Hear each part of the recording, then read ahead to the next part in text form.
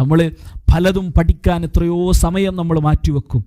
ദുനിയവിയായൊരു വിഷയമുണ്ടെങ്കിൽ ജോലിയുമായി സംബന്ധമായി ഇന്ന ഒരു സർട്ടിഫിക്കറ്റ് ലഭിച്ചാൽ എൻ്റെ ജോലിയിൽ എനിക്ക് കയറ്റം ലഭിക്കും, അല്ലെങ്കിൽ എനിക്ക് ജോലിയിൽ കുറച്ചും കൂടി പ്രൊമോഷൻ ലഭിക്കുമെന്ന് മനസ്സിലാക്കിയാൽ അത് മാറി നിന്ന് പഠിക്കാൻ നമ്മൾ തയ്യാറാണ്. പ്രവാചകൻ സല്ലല്ലാഹു അലൈഹി വസല്ലമയുടെ ജീവിതം ഒരു തവണയെങ്കിലും നമ്മുടെ ജീവിതത്തിൽ നമ്മൾ വായിച്ചു തീർത്തിട്ടുണ്ടോ?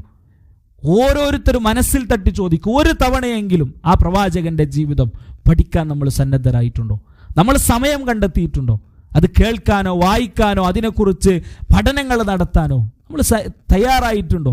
ആ പ്രവാചകന് സന്മാർഗമായി നമുക്ക് പഠിപ്പിച്ചു തന്ന അള്ളാഹുവിൽ നിന്ന് ലഭിച്ച പരിശുദ്ധ ഗ്രന്ഥമായ ഖുർആൻ, അത് പഠിക്കാൻ നമ്മൾ സമയം കണ്ടെത്തിയിട്ടുണ്ടോ?